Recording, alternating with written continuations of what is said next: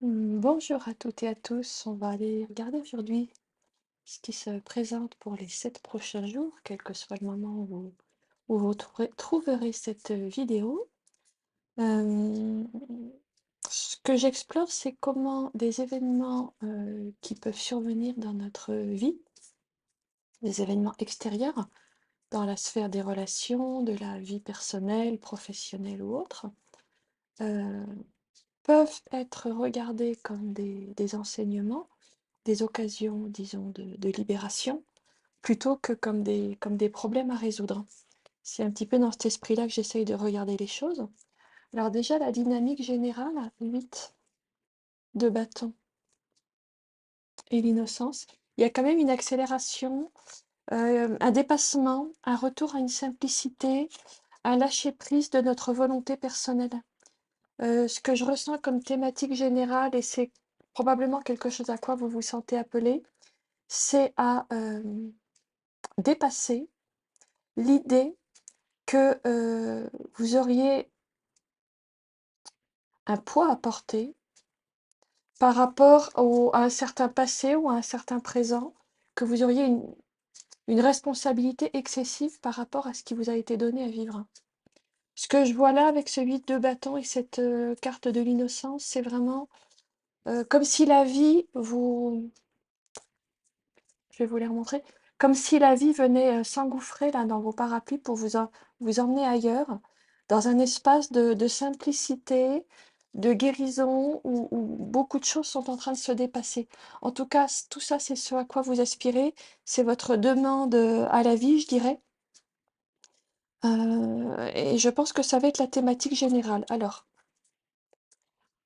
en cœur de, en cœur de jeu, nous avons l'As de coupe, que voici, et la carte Setting Stone. Moi, ce que je vois là, c'est que, je dirais, l'événement central, qui est peut-être un non-événement pour la semaine à venir, c'est une très belle disposition à se recentrer sur son cœur. Qu'est-ce qui fait battre mon cœur? Qu'est-ce qui fait déborder ma coupe? Qu'est-ce qui me met en joie? Qu'est-ce qui parle à mon âme? Qu'est-ce qui me donne de la joie, du bonheur, simplement dans les petites choses de la vie quotidienne? Ça, je pense que ça va être votre boussole, votre ligne de conduite.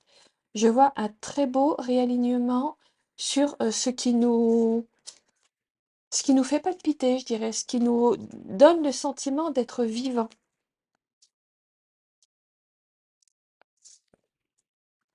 Au niveau des défis, qu'est-ce que nous avons?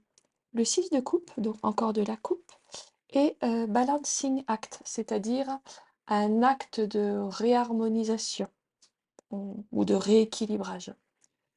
Euh, Il peut y en avoir parmi vous un bon nombre qui ont fait pas mal de travail sur eux-mêmes par rapport à nettoyer le passé, libérer les relations, euh, libérer le karma, régler les vieilles dettes. Euh, je pense que ça, c'est fait et que ce qui vous est demandé cette semaine, c'est de lâcher un petit peu. Lâcher un petit peu parce que vous l'avez fait. Le travail a été fait. Le travail de rééquilibrage, de nettoyage, de libération a été fait. Vous n'avez rien à guérir, à réparer de plus que ce que vous avez déjà nettoyé, allégé, transmuté ou pardonné. Le travail est fait. Je crois que ce qu'on vous dit avec ces deux cartes-là, c'est de ne plus trop vous y alourdir, de ne plus trop y poser d'attention, parce que vous l'avez fait et que quelquefois, on y met trop d'énergie, trop de volonté, finalement, on s'épuise inutilement. Vous avez fait un gros travail de nettoyage, de libération, notamment notamment dans le plan relationnel, affectif, sentimental, familial. Il y a eu des gros nettoyages qui ont été faits. Faites confiance que ça a été fait et vous pouvez, je dirais, vous lâcher un petit peu là-dessus. Ce n'est plus une priorité. La priorité maintenant, c'est vous-même. La priorité, c'est qu'est-ce que vous créez. La priorité, c'est qu'est-ce qui est juste pour vous. Avec ce 9 de denier et cette carte de la magie, la magique, ce qui nous est dit, c'est qu'il est important de centrer votre attention non pas sur les autres, mais sur vous-même, non pas sur le passé, mais sur le présent, sur tout ce que vous construisez dans le long terme par la puissance de votre intention.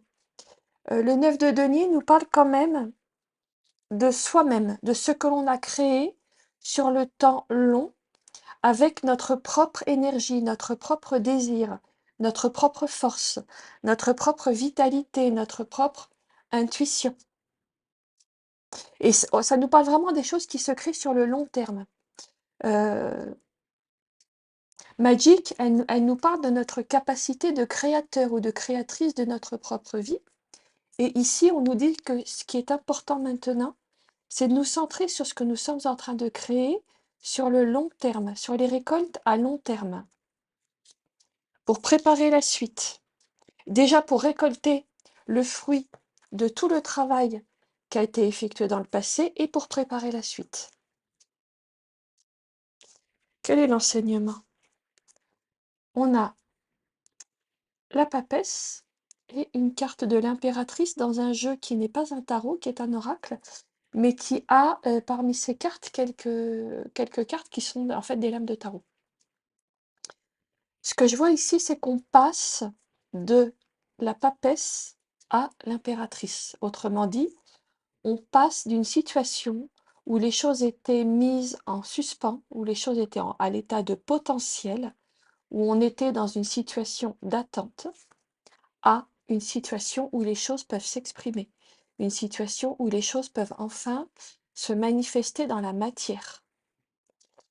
Je pense que pour bon nombre d'entre vous et d'entre nous, parce que je m'y inclus, l'apprentissage de la semaine, c'est d'apprendre à guetter les moments où nous pouvons sortir d'une forme de retrait, de repli, de retraite ou d'anonymat pour commencer à entrer dans le monde, pour commencer à offrir notre lumière au monde sans trop nous soucier de savoir comment ça va être reçu, est-ce que ça va plaire, est-ce que c'est bien dans la tendance, etc. Peu importe.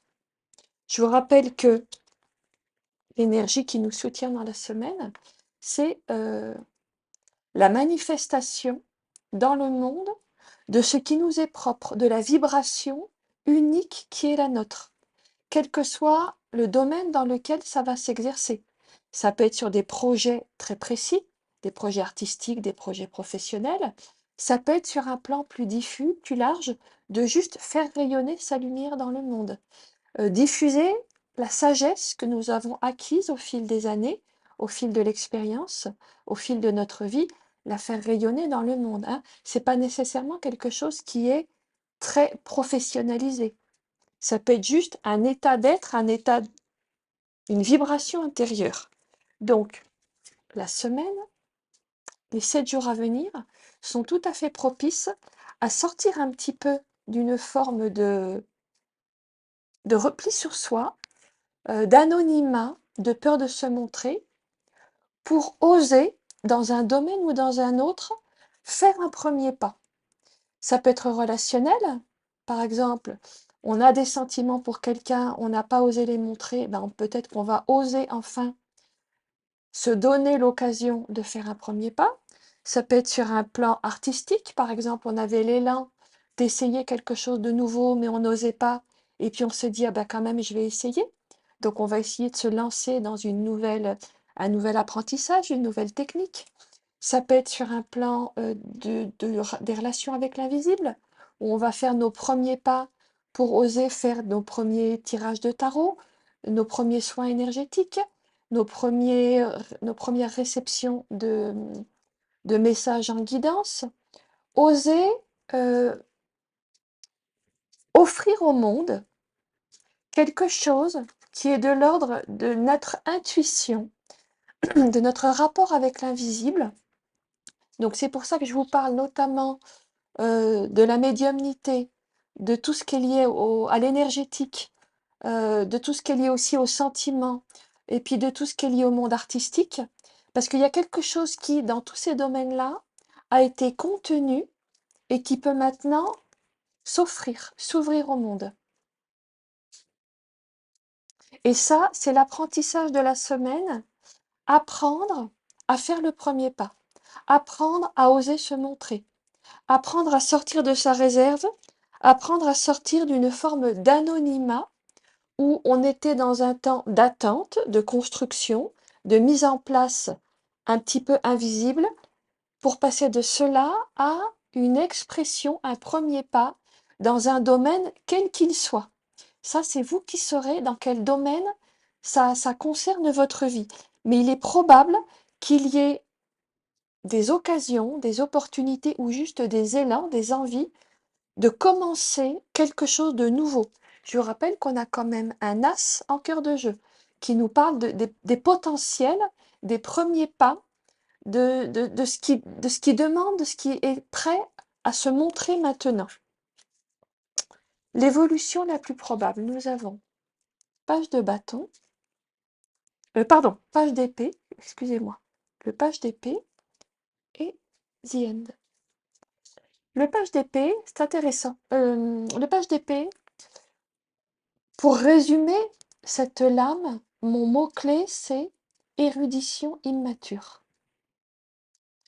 Euh, Ici, elle nous parle des personnes qui ont beaucoup appris, qui ne se sentaient pas encore mûres et qui étaient dans une démarche de je dois accumuler encore de l'expérience, du savoir, de la connaissance avant d'oser les montrer au monde. Je n'ai pas encore fait mes preuves, je n'ai pas encore passé mon diplôme, je n'ai pas encore passé de baptême du feu, je ne suis pas encore prêt, je ne suis pas encore mûr, je suis encore immature. Donc on va passer de ça à la suite. On va mettre un terme, the end. On va mettre un terme à notre personnage qui était encore en préparation, encore immature, encore pas sûr de lui, pour pouvoir préparer la suite. Parce que quand même, quand on a en dos de deck un 8 de bâton, c'est qu'on pressent que les choses vont devoir bouger, que quelque chose dans notre vie va devoir et pouvoir se libérer, que quelque chose va pouvoir prendre son envol. Il y a quelque chose qui est en train de se préparer, de l'ordre d'un envol, de l'ordre d'un un retour à l'innocence. Quelque chose qui peut s'envoler parce qu'on a retrouvé une forme d'innocence, parce qu'on a en quelque sorte remis à zéro les compteurs. Vous voyez, on a l'horloge là, et puis on a ici, on a un sablier. Il y a quelque chose sur le temps. Moi, ça me parle de remettre à zéro les compteurs parce qu'il y a un retour, as de coupe innocence, un retour à la part de nous qui est pure innocence, qui est pure lumière, qui est tout en simplicité, en légèreté. Quand on se recentre sur cette part essentielle de soi-même, beaucoup de choses deviennent possibles. Donc, pour résumer, on est vraiment invité à lâcher tout tout le travail qu'on a fait dans le passé, de rééquilibrer, de payer des dettes, de faire du pardon, de faire du lâcher-prise, de rabibocher le passé, de pardonner, de rééquilibrer, hein, balancing act. Tout ça, on peut lâcher notre personnage de page d'épée, de celui qui n'avait pas fait ses preuves, parce qu'il y a quelque chose d'autre qui se prépare. Il y a quelque chose de beau, quelque chose de grand qui se prépare pour la suite, qui probablement concerne le domaine artistique, le domaine intuitif, le domaine énergétique ou le domaine sentimental, que nous allons pouvoir laisser s'exprimer dans la matière par la suite. Voilà, c'est ça que j'ai pour vous cette semaine. Eh bien, écoutez, c'est très beau. J'espère que cette petite lecture va vous aider à accompagner ce que je ressens comme une phase de transition, de fin d'un gros cycle de travail sur soi. Travail sur le transgénérationnel, sur le relationnel, sur des vieilles histoires qu'on a beaucoup portées, pour préparer la suite dans lequel il y a quand même des belles récoltes à venir qui sont en cours de préparation.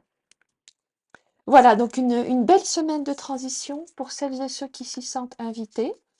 Je vais essayer de vous poser, de vous proposer, pardon, tout de suite après quelques petites questions ou un petit travail introspectif pour accompagner tout ce que je viens de vous dire. Et puis, je compléterai tout ceci par une vidéo un petit peu plus longue où on mettra l'accent sur la question comment entendre ses guides, parce que c'est une question qui m'a été posée à plusieurs reprises ces derniers temps et je pense que ça méritait que j'y consacre une vidéo parce que c'était un petit peu long.